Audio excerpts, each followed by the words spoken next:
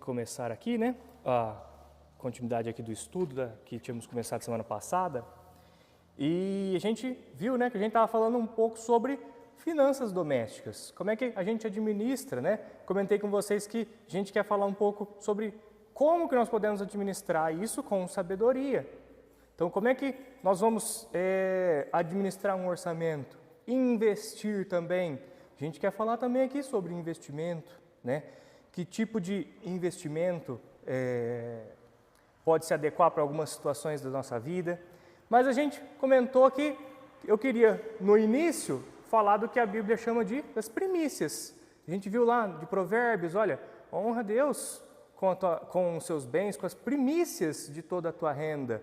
A gente viu como é que isso se reflete na nossa vida, né? Até aquela questão de a gente não dá a Deus o que resta, né? Como se fosse uma sobra, não é assim, mas a gente honra Ele porque a gente sabe o quê? Que é dele que vem o nosso sustento, que é dele que vem o cuidado com a nossa vida. E aí nós começamos a ver textos, né, tanto do Novo Testamento quanto do Antigo Testamento. E aí eu comentei com vocês, olha gente, esses textos do Antigo Testamento, eles são endereçados diretamente para Israel, mas muitas vezes o que a gente faz? A gente extrai princípios de lá. E princípios que estão lá, eles são aplicados de forma permanente, não só a Israel. Nós vimos, por exemplo, um texto do Novo Testamento que falava, né, do Novo agora, né, que falava como é importante que Deus se alegra como? Que a gente oferta com alegria, não por tristeza ou por necessidade, mas com um coração alegre de fazer isso. Em breve até a gente deve ler um texto do Antigo Testamento que a gente vai ver que segue o mesmo princípio. No Antigo Testamento segue o mesmo princípio. Se a gente for ver o que está lá, nossa, são os mesmos ensinos que tem no Novo Testamento. Daí a gente vê o quê? Que a gente extrai princípios do Antigo Testamento, mesmo que o texto não seja diretamente relacionado a nós. Mas antes disso, né, eu queria ler um texto de Malaquias 3, de 6 a 12. Malaquias 3, de 6 a 12, é um texto que, evidentemente, é destinado diretamente a Israel, não a nós, igreja. Seja por estar no Antigo Testamento, seja também porque ele é muito expresso a falar isso, né? Malaquias 3, de 6 a 12, diz o seguinte, olha, Malaquias 3, de 6 a 12. Porque eu, o Senhor, não mudo. Aqui eu quero até frisar esse começo, olha só, eu não mudo. Então, não vejo por que eu esperar que ele mudaria para o Novo Testamento. Eu não mudo, ele já começa assim. Por isso, vocês, filhos de Jacó, não foram destruídos. Olha só, está falando com quem? Com Israel. Esse texto não é diretamente direcionado à igreja. Desde os dias de seus pais, vocês se afastaram dos meus estatutos e não os guardaram. Voltem para mim e eu voltarei para vocês, diz o Senhor dos Exércitos. Mas vocês perguntam, como havemos de voltar? Será que alguém pode roubar a Deus? Mas vocês estão me roubando. E ainda perguntam, em que te roubamos? Nos dízimos e nas ofertas. Com maldição vocês são amaldiçoados, porque estão me roubando, vocês, a nação toda. Tragam todos os dízimos à casa do tesouro, para que haja mantimento na minha casa. Ponham-me à prova nisto, diz o Senhor dos Exércitos. Se eu não lhes abrir as janelas do céu e não derramar sobre vocês bênçãos sem medida. Por causa de vocês, repreenderei o devorador, para que não consuma os produtos da terra.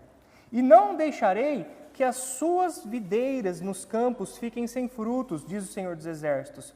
Todas as nações dirão que vocês são felizes, porque vocês serão uma terra de delícias, diz o Senhor dos Exércitos. Então, olha só, esse texto aqui, obviamente, ele é direcionado a Israel. Está falando ali, olha, filhos de Jacó, está falando para eles, não está falando diretamente para nós. Mas se eu for ler o texto do Antigo Testamento extraindo princípios dali, eu posso extrair aqui, primeiro, que Deus não muda, Deus é imutável. Como é que Deus tratou, esse Deus imutável, tratou Israel lá na época? Ele tratou assim, olha, Israel, vocês têm uma obrigação para comigo, mas vocês estão negligenciando essa obrigação para comigo. Ele fala, né, em que te roubam? Nos dízimos e nas ofertas. E é interessante que ele fala aqui, olha, Deus se deixa provar, né? É interessante isso, porque ele fala, ponham-me à prova nisto, diz o Senhor dos Exércitos. se eu não lhes abrir as janelas do céu e não derramar sobre vocês bênçãos sem medida. Então, é interessante que Deus fala aqui, olha, sejam obedientes nisso, Israel, sejam obedientes e vejam eu derramar sobre vocês bênção em razão da sua obediência. Isso aqui não lembra, por exemplo, o texto que a gente leu na semana passada sobre a sementeira? O princípio que está aqui, não lembra? Olha, honre a Deus e Deus abençoa. O princípio é o mesmo. A ideia central é a mesma, embora esse texto seja direcionado diretamente, repito, a Israel. Então ele mostra aqui, olha, aqui a gente extrai que Deus é imutável, aqui a gente extrai que essa responsabilidade aqui de honrar ao Senhor com os nossos bens, né, é uma responsabilidade que Deus, Ele retribui a ela com bênçãos também.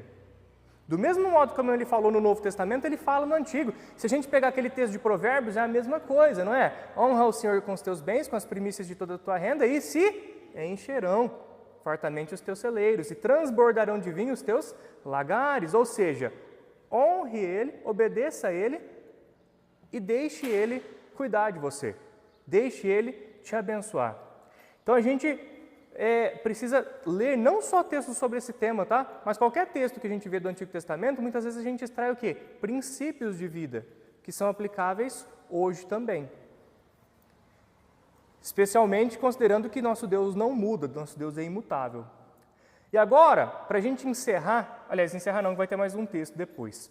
Mas para a gente fazer um breve fechamento antes desse texto final, a gente vai para 1 de Crônicas 29, de 10 a 17. 1 de Crônicas 29, de 10 a 17. Vamos fazer uma leitura conjugada aqui?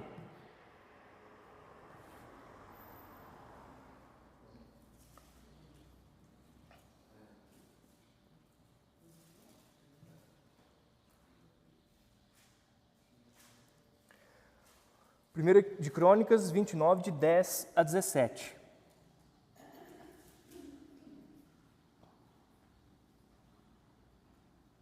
Eu vou ler o primeiro, por favor, vamos revezando. Pelo que Davi louvou ao Senhor perante a congregação toda e disse: Bendito és tu, Senhor, Deus de Israel, nosso Pai, de eternidade em eternidade.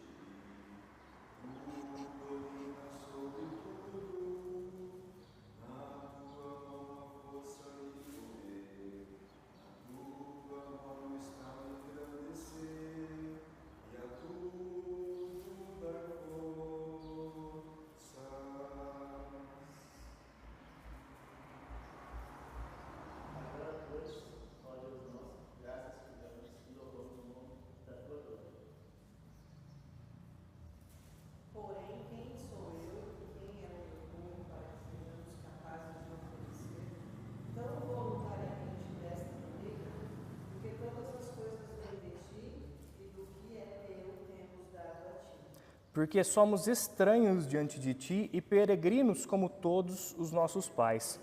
Como a sombra são os nossos dias sobre a terra, e não temos permanência. Senhor nosso Deus, toda esta mudança que preparamos para te edificar uma casa à alção do nome, vem da tua mão e é toda tua.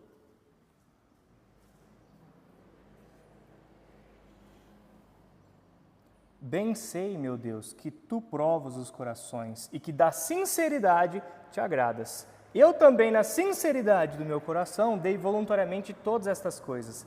Acabo de ver com alegria que o teu povo que se acha aqui te faz ofertas voluntariamente. Só até aqui? Então, olha só, que interessante, né? Primeiro, se eu falasse para vocês assim, ó, extrai um princípio daqui, o que vocês poderiam extrair?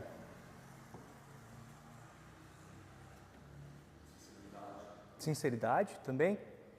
Mas você vê que é interessante aqui a ideia de que honrar a Deus com os nossos bens é devolver a Deus o que Deus nos dá e que pertence a Ele. Se a gente pega essa parte final, né?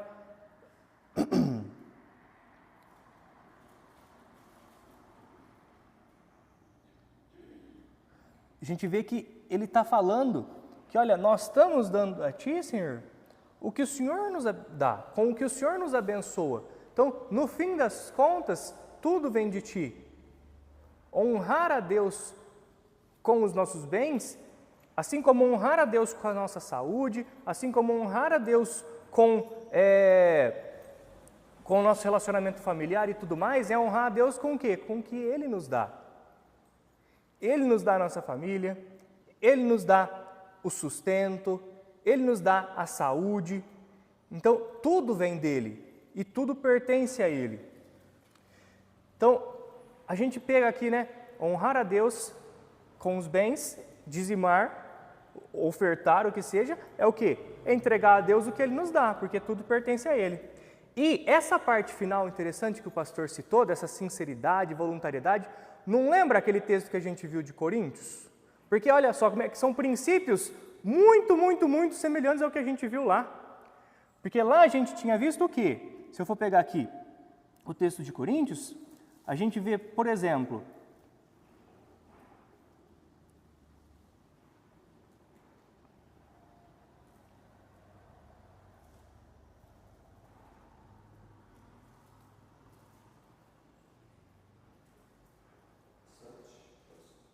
quer ver? Aqui, ó. Não, peraí, só achar.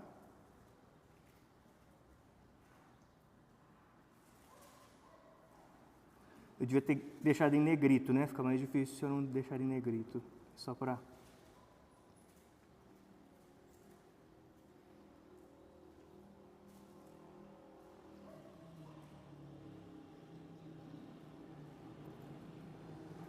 Olha só, aquele texto lá fala, né? Por exemplo, cada um contribua segundo tiver proposto no coração, não com tristeza ou por necessidade, porque Deus ama quem dá com alegria.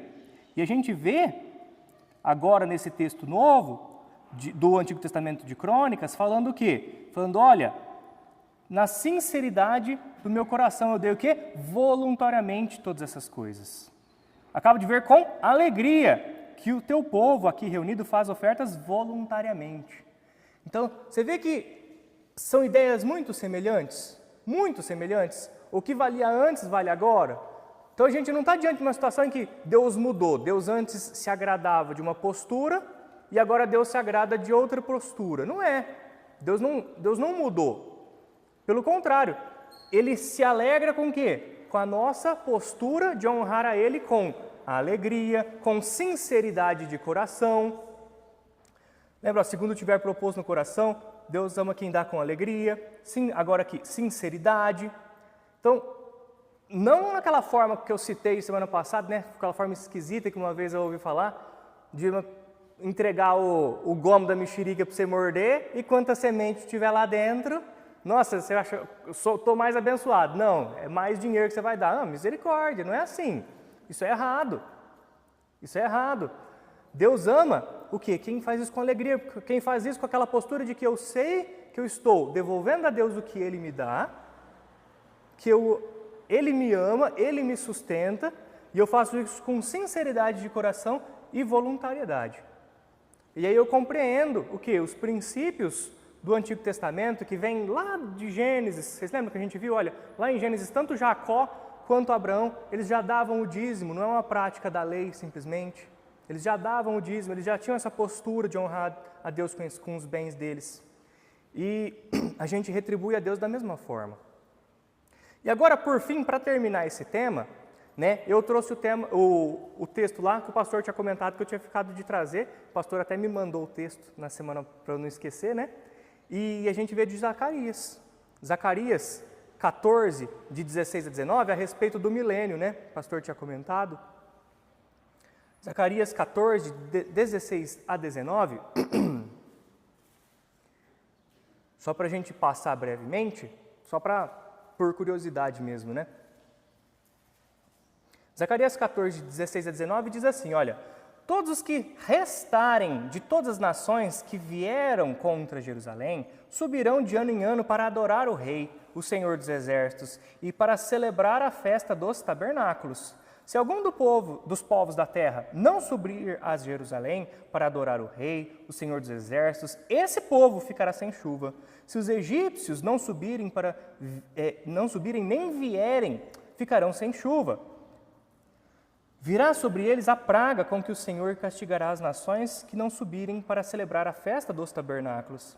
Este será o castigo dos egípcios e o castigo de todas as nações que não subirem para celebrar a festa dos tabernáculos. Então a gente vê aqui, está falando o quê? Da festa dos tabernáculos. Não fala expressamente sobre oferta nenhuma, né, de forma expressa. Mas se a gente vê no Antigo Testamento, eu não vou fazer a leitura completa, se alguém quiser fazer a leitura completa em casa, Levítico 23, de 33 a 34, tem um contextinho da festa dos tabernáculos. Mas lá no Antigo Testamento, a festa dos tabernáculos envolvia justamente, olha, oferta, apresentar ao Senhor, oferta queimada, holocausto e oferta de cereais, sacrifício e libações. Então, envolvia a apresentação de ofertas a Deus. Então, assim, esse texto aqui, que fala do milênio, ele não fala diretamente de entregar ofertas, ele fala da festa dos tabernáculos, mas se a festa dos tabernáculos do milênio for uma representação da festa do Antigo Testamento, vai envolver, evidentemente, a apresentação de ofertas, né?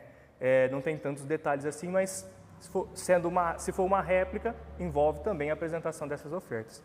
Mas, de qualquer forma, a gente percebe o quê? Que honrar a Deus com os nossos bens é a primícia do nosso comportamento. Então, por exemplo, se nós formos fazer um orçamento doméstico e nós queremos honrar a Deus com os nossos bens nesse sentido, nós já partimos disso. Vou fazer o orçamento, então eu tenho essa responsabilidade para com Deus, na sinceridade do meu coração, de forma voluntária. Agora nós vamos começar temas um pouco mais concretos, tá? A respeito de orçamento da casa, de investimento e tudo mais. A primeira coisa que eu vejo é o quê? Todo mundo aqui é casado. Todo mundo aqui é casado. E eu quero dizer uma coisa para vocês. Vocês lembram que em Gênesis 2, de 22 a 24, foi dito que o homem disse: esta afinal é osso dos meus ossos e carne da minha carne. Será chamada varoa, porque do varão foi tirada. Por isso, o homem deixa pai e mãe e se une à sua mulher, tornando-se os dois uma só carne. Essa união é uma união física? É uma união emocional? Mas ela também é uma união econômica. Porque vocês, como casal, na sua casa, vocês passam a ter o quê? Uma união também econômica, do lado do dinheiro. Por que eu digo isso? Porque eu quero dizer uma coisa, se por um acaso homem e mulher trabalham na casa, não sejam mesquinhos naquele comportamento assim, não, o que é meu, o que é seu é nosso. O que é meu, o que é seu é nosso. Não façam isso. Casados têm que ter um orçamento único. Viver em comunhão também com isso, tá? Tratar o dinheiro dos dois como o dinheiro dos dois mesmo, da família, da casa. E não com uma atitude de avareza ou mesquinharia. Não, você paga as contas, eu compro minhas coisas, por exemplo. Não.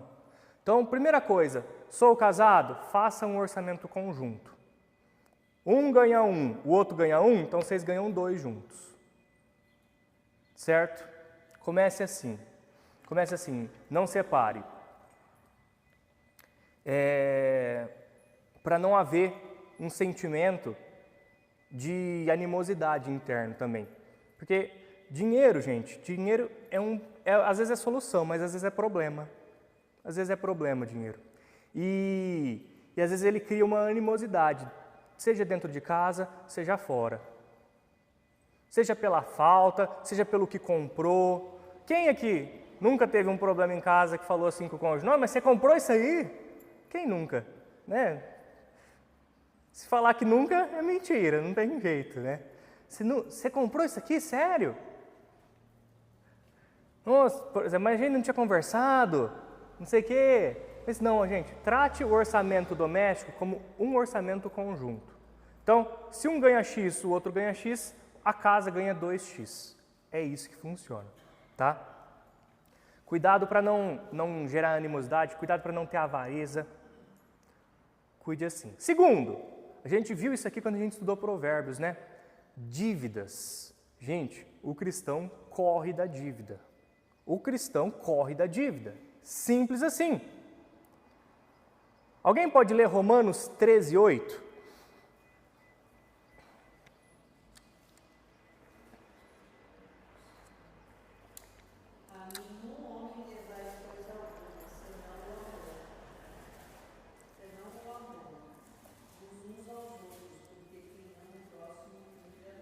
Obrigado, irmã. Olha só, não fiqueis devendo coisa alguma para ninguém. O contexto imediato desse texto trata de impostos, tá? Se você for ler o contexto imediato, ele trata de impostos. Mas a gente pode pegar o princípio daqui e extrair ele para toda e qualquer dívida. Não é para ficar devendo nada para ninguém. Nada para ninguém. O Whey gosta de futebol. Se o Whey acompanha notícias de futebol, sabe que tem time que tem como modus operandi ficar devendo, não tem? Contrata e não paga, não é? Imposto, tem time que odeia pagar imposto, não tem? É vergonhoso, é errado. Pega empréstimo e não paga. O que ele faz? Renegocia, sempre renegociando, nunca pagando, sempre renegociando. Então a gente vê o quê? Que isso é desonroso, não é? Isso é desonroso, isso é errado. A responsabilidade nossa é o quê? Se eu tenho uma dívida, eu preciso pagar essa dívida que eu tenho. E aí, mais para frente eu devo chegar nessa afirmação, mas eu já vou até adiantar ela. Que é o seguinte, olha, não é o seu orçamento que você vai adequar ele e tal, para se adequar à sua vida. Como se você eu não vou mudar minha vida. Minha vida eu vou manter, vou adequar meu orçamento a ela. Não é. É a sua vida que você vai adequar ao seu orçamento. Como assim? No seguinte sentido, olha, vamos supor que, sei lá, que eu tenha condições de comprar um avião. Beleza, você tem condições, você quer? Você compra. Agora, se você não tem dinheiro para comprar, você não compra. Vamos supor que tem dinheiro, sei lá, para comprar um super videogame e quero. Legal, é porque tem. Agora, se não tem condição, não tem por que comprar. Aliás, eu acho até que é bom evitar, cuidado, porque videogame vicia, não é bom. Mas só estou dando exemplos, né? Cuidado, tenha sabedoria, né? Para não viciar. Mas estou dando exemplos para mostrar o quê? A gente tem que adequar o nosso orçamento doméstico à capacidade que a gente tem de pagar. A gente não pode falar assim, ó, na minha vida eu quero isso, então eu vou comprar independente de quanto eu ganho. Não pode ser assim. Porque se eu fizer isso, eu vou ter dívida, gente. Porque se sair mais do que está entrando, eu vou ter dívida. Não tem como. Em Provérbios 22:7 diz assim, olha, o rico domina sobre o pobre, e o que pede emprestado é servo de quem empresta. Olha só, quem pede emprestado é servo de quem empresta. Que sensação horrível deve ser, por exemplo, estar devendo no banco. Vocês já conheceram alguém, por exemplo, que, a pessoa não pode ter nada no nome dela? Tem que estar sempre no nome do outro, porque se tiver no nome dele, vão lá e penhora, tomam dele. Que vida que é essa? Que vida que é essa? Não é melhor viver com humildade, dentro dos nossos padrões, do que nós vivemos uma vida assim? Porque eu queria tal coisa, eu queria aquele carro. Eu não tenho dinheiro para comprar aquele carro, mas eu queria. Sei lá, um carro tal, eu quero aquele lá. Poxa, mas não entra no meu bolso, não importa. É minha vida, eu vou comprar. Aí o que acontece? Fica escondendo o carro para o carro não ter busca e apreensão. Já ouvi história de gente que escondia os carros no dia que o oficial de justiça ia na casa para não achar nada para penhorar. Que vergonha que é essa, não é? Agora, que vergonha maior é essa se isso aí vier de um crente? Olha só, que testemunho que esse crente está dando, devendo? Então lembra, olha, eu devo adequar a minha vida ao orçamento que eu tenho. Se eu precisar mudar alguma coisa na minha vida para ajustar, para caber dentro do orçamento que eu tenho, eu ajusto a minha vida, para que eu não fique devendo. Tem um texto também de Provérbios 22, de 26 a 27, que diz, não esteja entre os que se comprometem a ficar por fiadores de dívidas, Pois se você não tiver com que pagar,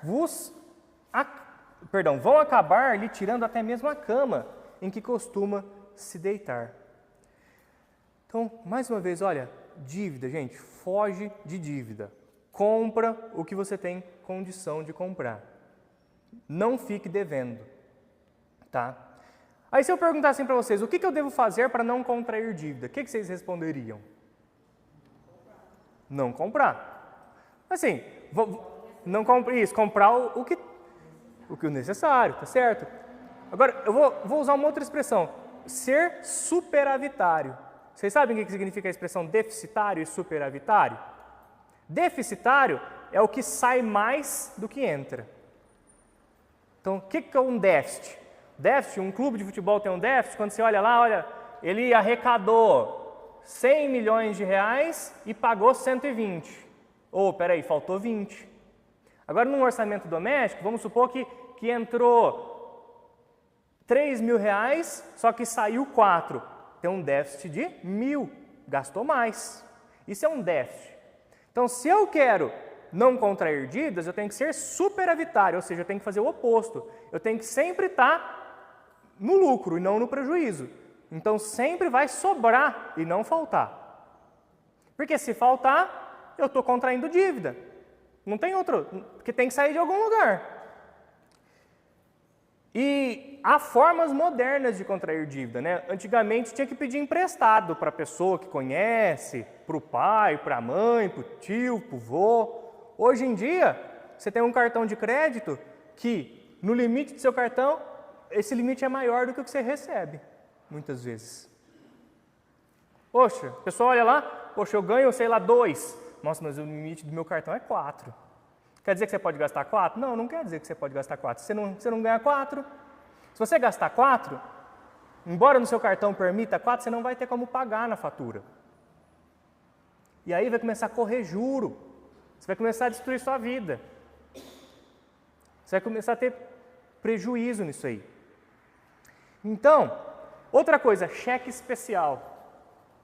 Eu lembro, eu já até cancelei, para não correr risco de bater alguma coisa lá e eu estar devendo. Porque senão cheque especial é um negócio também. Ah, mas está lá, olha lá, o banco banca até tal valor. Tá, mas e se eu não souber, etc. Aí eu vou ficar... Imagina que eu esqueci de colocar o dinheiro lá. É muito melhor, para mim, meu modo de ver, muito melhor lá bater e eu não ter como conseguir comprar do que bater, o banco pagar para mim, depois eu ficar devendo para o banco no juro do banco. A gente sabe como é que é o juro do banco, não sabe?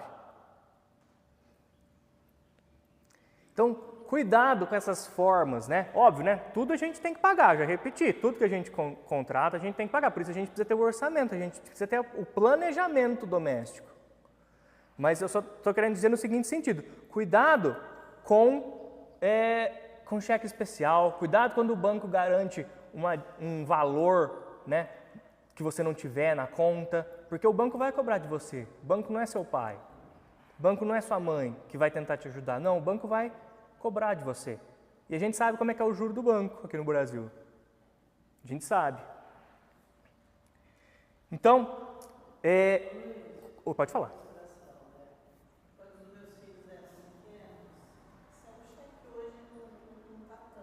Uhum. A gente sempre usou o cartão também. Mas quando a gente não tinha dinheiro, eles pediam alguma coisa, eu falava assim, vai, isso, aqui lá, agora não tem dinheiro. Dá cheque. É assim. Eles falavam, dá cheque. Mas filho, tem que pagar. Se eu não tiver enganado, eu falava isso aí. Porque a criança não tem essa noção, né? A criança acha, não, é aquilo ali, beleza, é só passar. Mas não, peraí, tem que trabalhar para poder passar, né? Então, assim, a gente precisa ter esse cuidado. Uma coisa que eu faço, meu cálculo, né? Como é que é? Gente, eu gosto de comprar no cartão. Eu gosto, sabe? Mas eu vou explicar por quê. Porque meu modo de comprar no cartão não é assim, olha... eu vou pagar no cartão com o que eu não tenho. Não é isso. Meu modo de pagar no cartão é assim. Tá reservado. Eu tenho que ter aquilo ali. Só que o cartão, às vezes, me dá 10 meses para pagar, o que eu já tenho. Então, vamos supor que custa, sei lá, R$500 uma coisa. Eu compro essa coisa de R$500 no cartão e eu vou pagar por 12 meses R$500. Mas eu já tenho 500 guardado. E deixa esses 500 rendendo. Deixa ele rendendo. Ele vai render esses 12 meses. No fim das contas, eu tinha visto já um estudo, eu vou ter economizado uns 3% mais ou menos se eu não estiver enganado. Até terminar de pagar. Mas como assim? Ó, presta atenção, não é que eu usei o cartão com o que eu não tenho, não. Eu já deixei os 500 guardado e reservado. Eu tenho eles. Se der alguma zebra, tá ali. É os 500 daquela conta. É os 500 daquela conta. Vocês conseguiram entender o que eu quis dizer? Então, eu não passei o cartão com o que eu não tenho. Se eu não tiver, eu não compro. Simples assim. Ó, custa 500, não tenho 500, então eu não vou comprar. Mas não, eu já tenho. Então, beleza, eu deixa rendendo. A gente já, se Deus quiser, talvez não hoje, mas a gente fala de investimentos, CDB e tudo mais, de rendimento, mas deixa rendendo. Esse dinheiro, ele está imóvel, ele não vai sair por coisa alguma. Para nada ele vai sair. Porque ele está garantindo o quê? Aqueles 500 que eu paguei no cartão.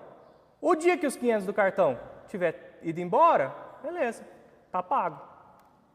Aí esses 500 está liberado. Entendeu? Ou, óbvio, né? Cada mês você paga 50 desses 500, então beleza. Cada mês você libera 50 do outro, tudo bem. Mas você necessariamente tem que ter guardado o dinheiro que você usou no cartão. Porque senão você vai estar o quê? Se endividando. Vocês deu para entender que eu estou usando o crédito, mas na verdade com o dinheiro que eu já tenho, eu não estou usando o crédito na prática. Porque estou usando um crédito ali, mas na verdade o dinheiro está disponível já. Se eu quiser pagar, eu só compro se eu puder pagar à vista, em resumo. Se eu não puder pagar à vista, eu não compro. Eu espero, guardo, e o dia que eu puder comprar à vista, eu compro. É minha mente, minha ideia, certo? Porque se eu fizer isso, eu sei que muito provavelmente eu não vou ter problema nenhum com dívida. Muito provavelmente não vou ter problema nenhum com dívida. Outra coisa que eu gosto de fazer, tá? Você vai em algum lugar comprar, você pergunta, no dinheiro é mais barato? Às vezes você ganha 5, 10% no dinheiro do que no cartão. Então é outra coisa, se a pessoa não me dá a opção de pagar no dinheiro mais barato, beleza, então passa no cartão. Vai estar o dinheiro reservado, mas passa no cartão, não tem problema. Agora, se a pessoa me dá desconto, eu prefiro usar o desconto.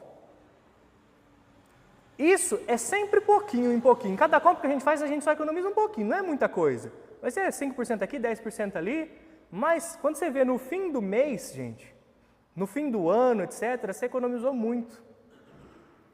É de grão em grão a galinha enche o papo, não é? Tem aquele ditado?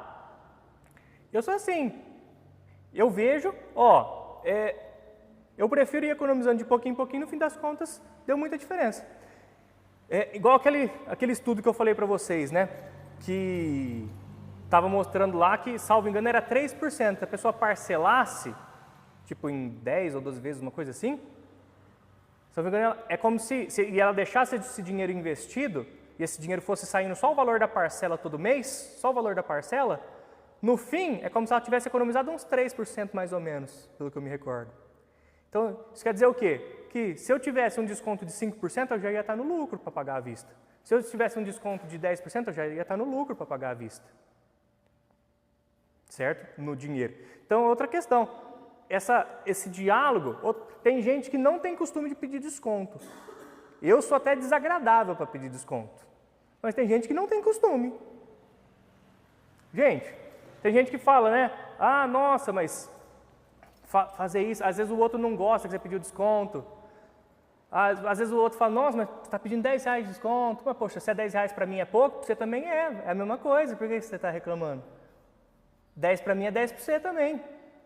Então, assim, eu vou na farmácia, por exemplo, eu vou nas duas farmácias. Gente, farmácia daqui na nossa cidade é 10 metros de diferença uma da outra. Eu pego o preço nas duas.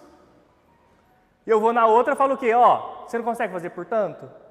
Dá tanto de desconto aqui, eu fecho com você todos. Aí eles vão lá, que eles fazem, eles dão o desconto.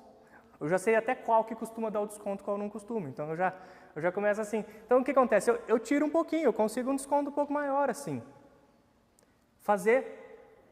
Então, a gente evita a dívida, primeiro, tendo o cuidado do orçamento, sabendo quanto a gente pode gastar. Segundo, não fazendo dívida com o que a gente não tem. Vocês veem que o uso do cartão que eu citei aqui é o que eu tenho, está reservado para aquilo. Não estou fazendo dívida com o que eu não tenho. Eu tenho, está reservado. Se der alguma zebra, está lá para gastar, para pagar a dívida. E outra, pedindo desconto, a gente conversar, fazer orçamentos em vários lugares. Gente, você vai comprar uma coisa num lugar, está um preço. Você vai comprar no outro, está outro preço. E às vezes, sabe o que eu faço? Eu não compro. Às vezes eu até perco a compra, tá? Vou falar para vocês. Às vezes eu perco a compra, porque acabou o produto. Acontece. Mas, às vezes eu não compro, porque eu já sei como é que funciona os aplicativos. Tudo, eu sei, olha, daqui a pouco vai ter um cupom de 10, 15%. Eu vou esperar o cupom chegar. Por que eu vou comprar hoje? Eu não estou precisando para hoje. Eu até perdi uma compra um tempo atrás, recente. Que era um negócio que eu queria, acabei não comprando. Por quê? Porque eu esperei, não bateu no preço que eu queria, não consegui comprar. Quem sabe eu compro mais pra frente, quem sabe eu não compro, beleza. Mas por quê? Porque quando a gente compra pela internet, muitas vezes a gente consegue o desconto, o cupom de desconto, etc. Então, faz orçamento de todos, compra no que é seguro, não compra no que não é seguro, porque às vezes está o preço lá embaixo, mas porque não tem segurança nenhuma. E muitas vezes você arruma um cupom, você paga mais barato. Todos esses cuidados aqui, só um minutinho. Todos esses cuidados aqui, eles vão fazer o quê? Eles vão ajudar nós atingirmos o superávit, não vai? Porque olha, se eu economizei 10 aqui, 50 ali, 30 ali, chega uma hora, vai estar me ajudando a atingir o superávit, ou seja, a sair menos do que entrou no meu mês. Pastor, posso só falar, ela tinha levantado a mão antes? Pode falar. É que eu vejo assim, né, você falando desse negócio de desconto, tem pessoas que têm vergonha de porque acham que, nossa, eu pedi desconto. Eu já vi muitas pessoas assim. E mesmo não tendo, não pede desconto. Eu sou uma pessoa que eu também peço. Eu sou desagradável. Eu peço desconto sim, isso, eu vou falando até que a pessoa dá. Porque eu sempre penso assim, puxa, eu tenho que dar valor. Não é uma coisa assim que cai do céu, né? Você trabalha, você tem, justamente para a gente não ter dívida. E as pessoas têm dificuldade de desconto. Acha vergonhoso, acha que não sei o que, não é nada disso. E as pessoas de loja, eu também já deixei de comprar na loja, custa tanto. Nossa, não tem condições, não vou comprar. E as pessoas falam aqui, principalmente em Orlando, lá em São Paulo não, porque é muita gente, mas deve acontecer. Você entra numa loja, as pessoas olham assim, falam assim, lá vem pobre. É como eu entro numa loja, é assim. Depois eu tenho até a história, para quando não vou contar porque está gravando, mas depois se eu conto. Eu olho assim e falo, a pessoa quer, eu falo, só estou olhando. E eles falam, ela pode, só olhando. Se eu vejo que tem alguma coisa que me interessa, aí eu vou discutir o preço, eu vou ver. Então a gente tem que ter isso, para a gente poder economizar, né, como o irmão está falando. Mas então assim, esse cuidado que a gente tem, e eu sei que às vezes a pessoa fala, nossa, mas é o emprego do outro, é o sustento do outro. Sim, mas assim, eu estou pagando com o meu sustento também. Vale para ele, vale para mim. E eu não estou falando de apertar a pessoa a um ponto de que, sei lá, destruir a vida da pessoa, não é isso. Mas é conseguir uma vantagem para mim de que, o valor ficou dentro do meu orçamento, o valor ficou dentro do que eu gostaria de pagar. Porque às vezes você até tem condição de pagar, mas eu não estou disposto a pagar aquele valor. Até posso, se eu quiser, beleza, mas um chiclete, R$50, você olha no bolso, eu tenho R$50, mas eu vou pagar R$50 no chiclete? Não vou, eu não estou disposto a pagar isso por esse produto. Então assim, é ver quanto para mim vale, quanto eu estaria disposto a pagar, etc, né? Até que ponto eu consigo chegar, qual o desconto que eu consigo obter aqui, até que limite, qual que vai ser mais vantajoso para mim? Tentar obter o maior desconto possível. E esse diálogo, essa negociação é importante. Pastor? Eu fiz aquele cálculo que você falou, né? Fiz uma dívida de 500, fiz uma compra de 500 e apliquei 500. E todo mês tiro 50. Ele está dizendo comigo lá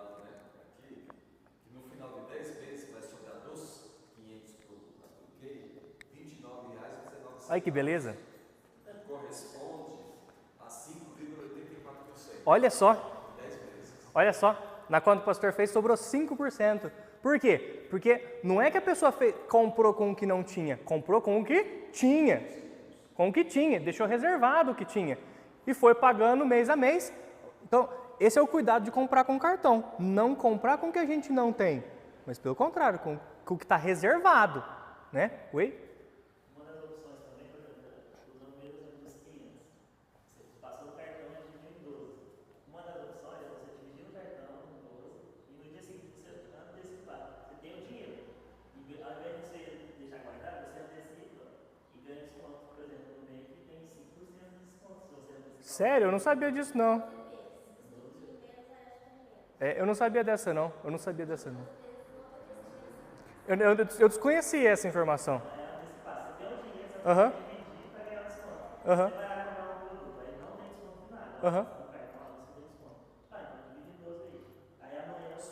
Você conseguiu 5% não na loja, mas no cartão, no fim das contas, né? Mas interessante. Eu não sabia dessa. Então você vê aqui. E outra coisa, às vezes também você vai comprar, o próprio aplicativo te dá, vocês já perceberam que às vezes se parcelar demais, aumenta o valor? Então, não compra no valor mais alto, compra no valor mais baixo. Ah, não tenho ainda condição? Espera, calma, guarda e compra. Quando você tiver a condição, para comprar no valor mais baixo possível, né? Então, e também tem um outro versículo, mas é muito interessante isso aí, isso eu não sabia não, hein? Isso aí é nova para mim.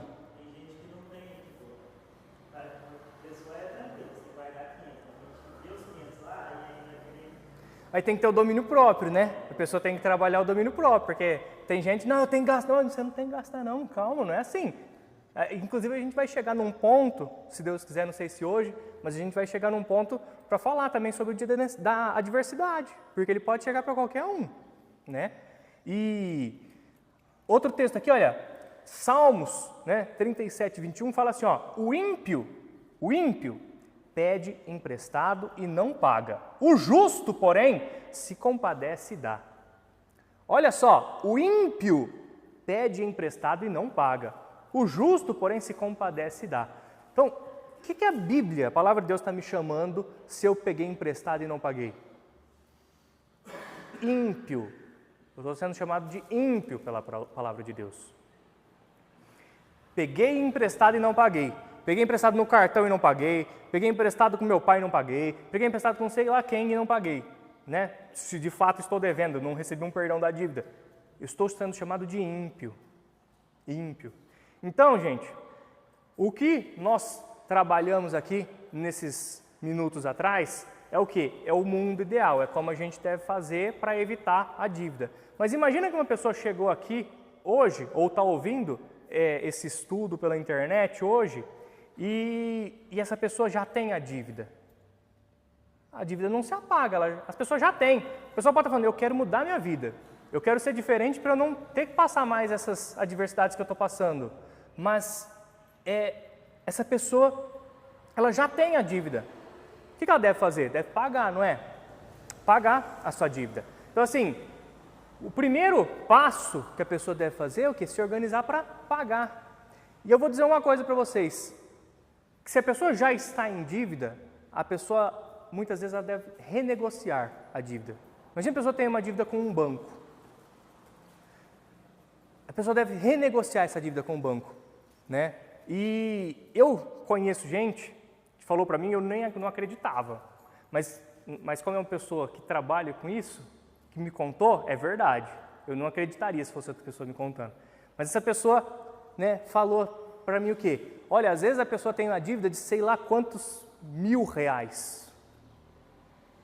Mas o banco, ele já deu tão como perdido, porque faz tanto tempo que essa dívida está lá, e ele viu que não vai sair uma gota dali, o banco faz por tão pouco, mas por tão pouco, você não faz ideia. Pode falar, pastor.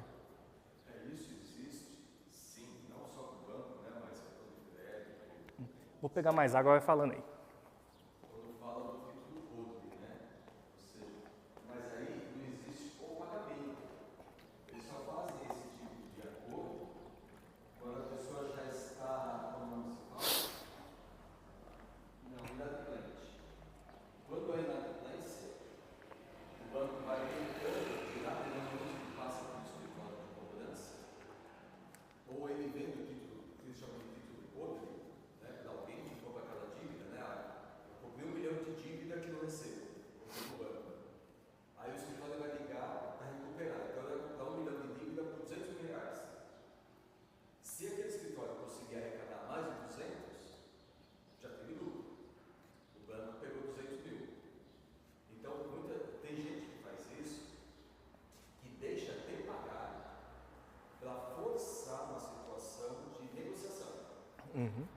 Porque às vezes há situações que a negociação ela aumenta a dívida a longo prazo.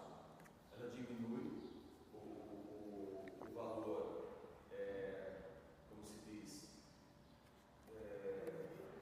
o valor que você tem que usar mensal. A parcela mensal. A parcela mensal, ela reduz a parcela mensal, mas no final o valor total da dívida ela aumenta. Então tem gente que faz isso. Claro que ela se sujeita a negativar o nome. E tá dando um péssimo testemunho, não é para fazer. A gente só está trabalhando na hipótese, eu quero mudar minha vida, mas eu já fiz tudo errado. Eu estou começando hoje. O que eu devo fazer para mudar? Eu devo renegociar. Né? Para poder o quê? Para conseguir pagar a minha dívida. Abrir uma negociação para poder colocar minha dívida em dia. E outra coisa, né? Aquele valor que às vezes o próprio aplicativo dá para a gente, geralmente não é o melhor valor que o banco vai oferecer para a gente. Pelo contrário, quando a gente chega e a gente consegue entrar em contato e dialogar para conseguir um maior desconto, etc., né? Renegociar dessa forma, não com o que o aplicativo nos dá simplesmente, mas às vezes conversando com o atendente, tudo, o banco consegue muitas vezes dar um desconto muito maior. E eu estou falando, gente, eu ouvi gente que trabalha em banco falar isso para mim. Quando ele me falou, eu não vou saber falar valores, etc., mas se eu não estiver enganado, era tipo muitos mil reais. E a pessoa às vezes fechava até por... O banco chegava a fechar, salvo engano, até por... Quanto que era, gente? Eu acho que não tinha dado nem 1.000 num caso lá. Porque o banco tinha dado tanto como perdido. Que aí a pessoa, não, vê se você não consegue fazer por tanto para mim, para eu poder acabar com isso aqui. Aí foi lá, viu com a gerência, tudo. No fim das contas eles conseguiram fechar. Então assim, não estou falando para ninguém fazer isso, tá? Pelo contrário, mas se por um acaso alguém já está com a vida nesse estado, às vezes negociar você consegue. Às vezes negociar você consegue um desconto. Porque o banco às vezes já deu tanto como perdido a sua dívida, que ele vai, para ganhar alguma coisa, para ele é melhor ganhar alguma coisa do que nada. Né? Mas nesse caso, provavelmente, o banco não está recebendo, né? Porque se estivesse recebendo, esse banco vai fazer renegociar. Mas é o próprio banco que estava negociando. Quando o rapaz contou para mim... Inadimplente. Não, muito inadimplente. Com certeza, porque o cara estava devendo. O banco chegou num ponto e falou assim, melhor eu ganhar alguma coisa do que não ganhar nada. Né? Mas assim, não estou falando para você chegar nesse ponto, tá, gente? Só estou dando um exemplo. Um exemplo de o quê? De que às vezes você negociar, dialogando com a pessoa, eu consigo fechar por tanto, você consegue? Às vezes o cara vai lá, conversa com o gerente e tal, e ele consegue fazer alguma coisa que é vantajosa para você. Mas tem gente que espera, não sei se existe isso ainda, caducar a dívida. Existe. Não, tem prescrição sim, pode acontecer. Por exemplo, a pessoa deveu, não pagou, negativo, beleza. Durante 5 anos fica negativado. Após 5 anos ela caduca a negativação.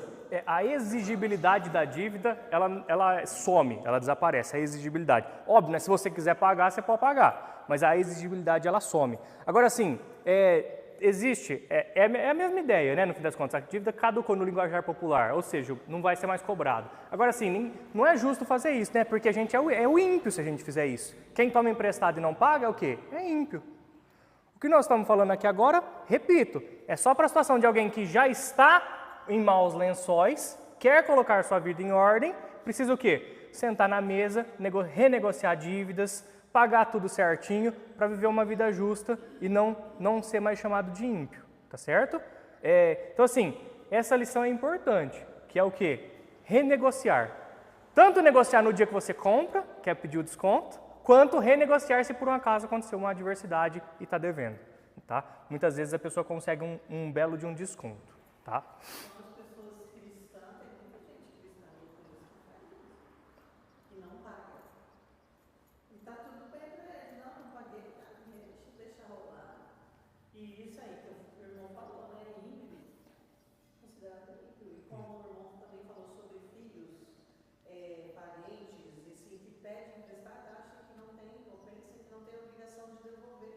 Uhum. Não é porque é pai, porque é filho, não tem sim. Porque como que fica, não é? A não ser que os pais queiram ajudar, mas se não, assim, estou te emprestando e você tem que devolver. E muitos filhos não fazem isso. Não devolvem, como se o pai tivesse já filhos adultos. Não, você tem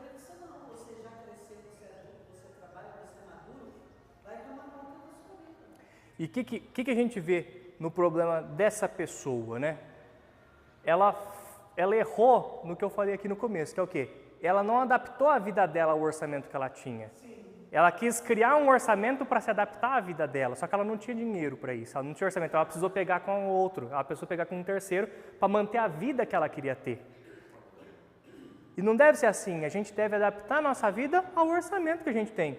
E assim, aí a gente deve falar aqui um pouco mais para frente, também de questão de que, eu vou até falar agora, né, duas questões brevemente, mas eu lembro uma vez que eu estava ouvindo no rádio, né, e tinha um programa de rádio sobre finanças. E eu lembro que o cara do rádio falou isso, me marcou. Ele falou o seguinte, né, porque era mais ou menos assim, né, faz bastante tempo, mas foi mais ou menos assim, que às vezes a pessoa, tipo, tem aquela situação, eu preciso ganhar mais, sim, meu, beleza. Trabalhe sim, estude, se planeje, empreenda, etc. Ganhe mais, ótimo. Mas ele falou uma coisa, olha, cada real que você economiza é R$1 a mais no seu salário. Eu lembro que isso me marcou quando eu ouvi. Cada real que você economiza é R$1 a mais no seu salário. Cada valor que você economiza é como se você estivesse ganhando mais. Por quê? Porque vai te ajudar a atingir o superávit, sim. Isso vai evitar que você entre em déficit. Então, tem dois caminhos que a gente deve seguir para poder atingir o superávit. Tem dois. Um é o quê? Cortar gastos. Outro é o quê? Aumentar receitas. Os dois caminhos são legítimos. E eu lembro que essa pessoa aí na rádio, né? Algum especialista lá em finanças, algo do tipo, falou isso. Olha, cada real que você economiza é R$1 a mais no seu salário. Olha só, faz muitos anos que eu ouvi isso, eu estou lembrando até hoje, porque me marcou mesmo, né? Foi bem marcante para mim. Então, nós precisamos ter isso em mente, né? Outra questão aqui é fazer um orçamento, gente. Orçamento.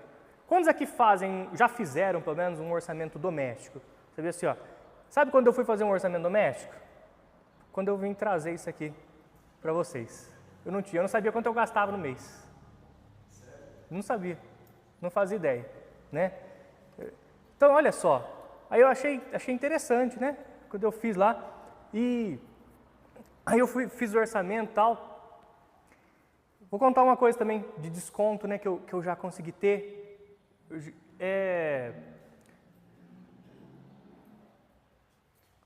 Desconto em internet, gente. Nossa, vocês já tentaram cancelar a internet? Nossa, do nada aparecem uns descontos assim, ó. Não, por 12 meses você vai pagar não sei o que lá. Meu, que coisa, né? Às vezes é bom a gente ficar esperto com isso. Ó, espera, quando estiver dando prazo, liga lá, renegocia, até a internet. Eu lembro que eu pagava, se eu não estiver enganado, eu pagava R$136 de internet. R$136. Fizeram um por 90 com mais internet do que eu tinha. Olha só, R$45 por mês. Isso dá mais de R$500 no ano. Vocês entenderam o que é de grão em grão a galinha enche o papo? Olha só, eu fui economizando um pouquinho por mês. Aí até tem o vencimento, aquela atualização anual, né? Aí foi para uns 95, uma coisa assim, quando dá aquela atualização. Tem um mês do ano que a Anatel coloca, né? Mas ainda assim, o outro também subiria. O de 135 subiria para sei lá quanto, não subiria? Mesma coisa. Então, olha só, eu economizei mais de R$500 por ano. Por quê? Porque é chato. É chato ficar lá, tal, falando. Às vezes você pega um atendente ruim. Eu lembro que eu peguei um atendente tão ruim que eu falei tchau, desliguei. Do outro dia eu fui ligar com o outro, aí no outro fez para mim. Né? Mas o quê? Fala, ó, o concorrente está fazendo por tanto, você não consegue? Geralmente eles te oferecem um valor, ó, o meu concorrente está oferecendo por mais. Vai negociando. Entendeu? Vai negociando. Então, e é importante a gente ter essa noção de orçamento, sabe? De quanto que a gente gasta, de quanto que a gente pode gastar também. Onde a gente pode economizar? Sabe aquelas tags? Tem até banco que dá de graça, mas de pedágio. Aquelas tags assim, eu tenho uma que eu tenho que até ver quando que eu tenho que ligar lá. Mas quando, tipo assim, se ele vai começar a me cobrar, eu ligo falando que eu quero cancelar, eles me dão mais tantos meses, tantos anos. Tipo assim, por que eu vou pagar? Não é verdade? Se eu consigo, porque tem o concorrente que dá de graça, por exemplo. Então ele não quer perder o cliente, quer? É melhor para ele ter a tag dele lá funcionando e ganhando um pouquinho do que não ter nada.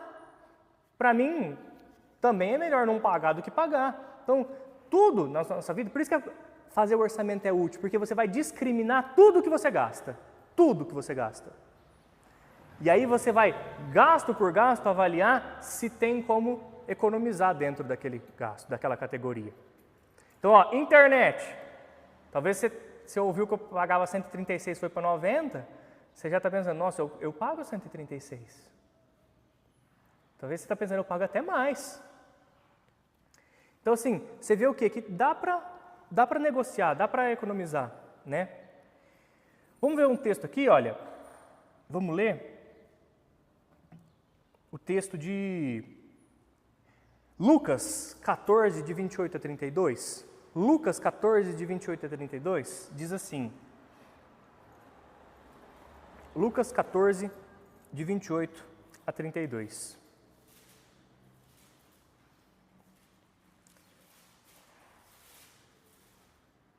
Pois qual de vocês, pretendendo construir uma torre, não se assenta primeiro para calcular a despesa e verificar se tem os meios para concluir? Para não acontecer que, tendo lançado os alicerces e não podendo terminar a construção, todos os que a virem zombem dele, dizendo, este homem começou a construir e não pôde acabar. Ou qual é o rei que, indo para combater outro rei, não se assenta primeiro para calcular se com 10.000 homens poderá enfrentar o que vem contra ele com 20.000? Caso contrário, estando o outro ainda longe, envia-lhe uma embaixada pedindo condições de paz. Olha só, Jesus está reconhecendo como virtuoso o ato de fazer o cálculo antes de iniciar um empreendimento. Gente, a sua vida é um empreendimento. O seu orçamento, seu mês é um empreendimento, algo que você vai ter que fazer. Faça o cálculo antes. Assim como o homem aqui que faz o cálculo para poder saber se ele vai ter como construir ou não, também faça o cálculo para saber se tem como comprar ou não, o que tem como comprar, etc. Como que o meu orçamento deve ser. Pastor, o senhor levantou a mão? Eu não sei os irmãos, assim, mas tem muitas ferramentas, né? Planilhas, inclusive eu baixei uma agora do IDEC, né? Instituto de Defesa do Direito do Consumidor. Você fala nas minhas aulas de economia com meus alunos, você só vai saber onde economizar se você sabe onde está gastando. Se você não sabe onde está gastando, você não sabe o que vai economizar. Né? Eu tenho esse controle financeiro há muitos anos, pegar a planilha ela vai de longas datas. Né? E lá uma coisa que eu vejo lá é onde o meu dinheiro está indo. Ou para onde o meu dinheiro vai. Essa é a primeira pergunta. Onde o meu dinheiro vai? E a segunda depois é para onde o meu dinheiro está indo. E eu só consigo ver isso dentro da planilha, que é aquele planejamento que Jesus falou. Senta, faça as contas e veja. Dá? Não dá. Se não dá, não faz. Né? Pode passar vergonha. Então, eu até mostrar, porque domingo que vem eu vou estar aqui de manhã. Mas depois eu mando para você não sei se já pegou ou não, se você está fazendo na mão. Eu fiz no papelzinho mesmo, só para ter a discriminação. Faço uma planilha, já faço anual. Então, tenho a visão do ano todo, onde eu gastei por ano, né, quanto faz, quanto sobra ou falta, né, onde faltou, aonde foi o dinheiro a mais, né, porque ali eu vejo a minha situação toda financeira. Então, e cada real que sai, R$1, ele tem uma caixinha. Se eu gastei R$1 em alguma coisa, esse real tem alguma caixinha, tem esse R$1. Né? Então, se eu vou lá e almoço, os R$25 do almoço, está na caixinha de refeições. Nina, para fugir do orçamento tem que pedir para a mulher, né? Aí, se precisar fugir, o pastor senhor pede para a Nina, né? Se me autoriza... É mais ou menos. Vou entrar em detalhes. Pra não se expor aqui, a gente tem problemas em casa depois. Mas assim, Mas deveria ser assim. sim, Um obrigando para o outro. e isso que o senhor falou é de fato, assim, eu só consigo saber onde eu consigo economizar se eu souber para onde está indo o dinheiro. Quando eu fiz também, eu fiz no papel, igual eu mencionei. Mas eu lembro que eu coloquei, por exemplo, eu tenho que pagar, por exemplo, seguro do carro, não tem? Então eu peguei, eu dividi o valor de seguro do carro por 12, para eu saber quanto que sai por mês, mais ou menos, né? Então, IPVA, licenciamento, tudo isso. A gente tem que colocar na conta. E esses cálculos, assim, esses débitos que são anuais, que não saem todo mês, às vezes a gente esquece, a gente não pode esquecer. Então, seguro, IPVA, você paga uma vez por mês, uma vez por ano, não é? É uma vez por ano. Surgiu lá, você tem que pagar. Não é todo mês que você vai necessariamente ter que arcar. Então, é fácil a gente esquecer do seguro, é fácil a gente esquecer do IPVA. E não, eles têm que estar no nosso cálculo. Esses débitos que são anuais, eles têm que estar. Assim como a gente também vai ter que colocar nesse orçamento o quê? Débitos que podem acontecer ou não. Tem que ter um valor reservado, por exemplo, para a saúde, não tem? Você não sabe se você vai ficar doente? Não sabe. Então a gente tem que ter esse cálculo também. Porque, evidentemente, tem gastos que são fixos e tem gastos que são variáveis, não tem no nosso orçamento?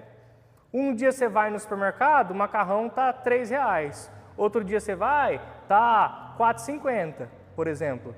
Está diferente. Então, a gente também precisa ter esse cuidado. Para encerrar esse tema aqui, a gente encerrar o culto de hoje, Provérbios 21:5 diz também assim, olha, os planos de quem é esforçado conduzem à fartura, mas a pressa excessiva leva à pobreza. Olha, os planos levam ao quê? À fartura. Planeje seu orçamento. Planeje ele, para não ficar devendo. Planeje para não ser deficitário, para que você tenha superávit, né? Para que você não gaste mais do que recebe. Porque há uma relação entre plano e fartura. É vantajoso planejar o orçamento doméstico para obter o superávit. Ok? Alguém gostaria de falar mais alguma coisa a respeito? O pastor gosta desse assunto, né, pastor? Que o senhor dá aula disso também, então você gosta. Quer contribuir com mais alguma coisa também? Não, só uma coisa que eu acho que sem ela é muito difícil. Disciplina. Se a pessoa não tiver disciplina, Uhum. ela não consegue. Uhum. Tá? Tem pessoas que já nascem assim. Né?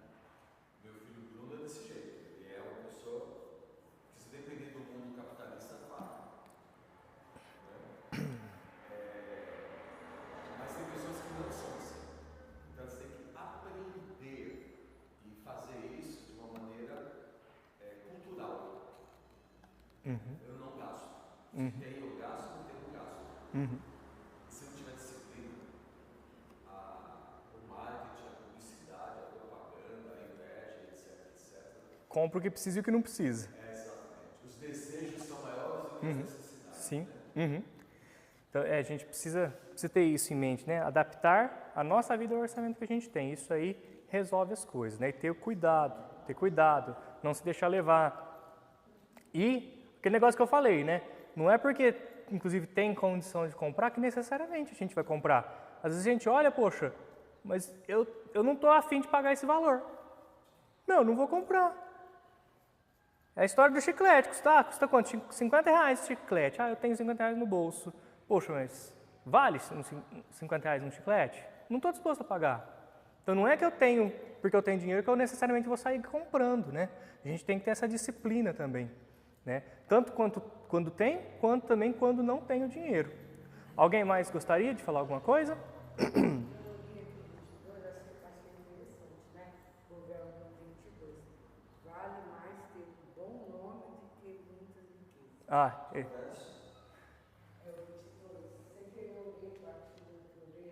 O bom nome, né? E quem não tem o bom nome é quem fica devendo na praça, né? A gente sabe que aí aquele ali, ixi, né? Já ouvi história de gente chegar tipo em loja assim, o fulano, vixe, já até sabe, né? Aquele lá, aquela pessoa lá, fulano e tal, eventualmente não paga de jeito nenhum. Então olha só, ter o mau nome, né? Como é que é feio. E aí, a partir da semana que vem, né? A gente também gostaria de falar o quê? Questão de reserva de emergência, o que é, como se faz, né? Investimento, natureza dos investimentos, né? Óbvio, né? Não vai ser alguma coisa tão aprofundada quanto um curso de finanças, tudo, mas ter uma noção básica disso aqui. Como é que se faz uma reserva de emergência? Quais as naturezas de investimento? O que é segurança? O que não é tanta segurança? Etc, né? O risco. Mas é isso aí. Vamos orar para a gente encerrar? Meu Deus, obrigado pelo estudo que o Senhor nos deu da Tua Palavra, por esse tempo aqui hoje. Louvado seja o Teu santo nome. Nos leve em segurança para as nossas casas. Restaura a saúde dos doentes. Por favor, cuide de todos nós. Meu Deus, nos dá sabedoria nessa área. Em nome de Jesus, amém.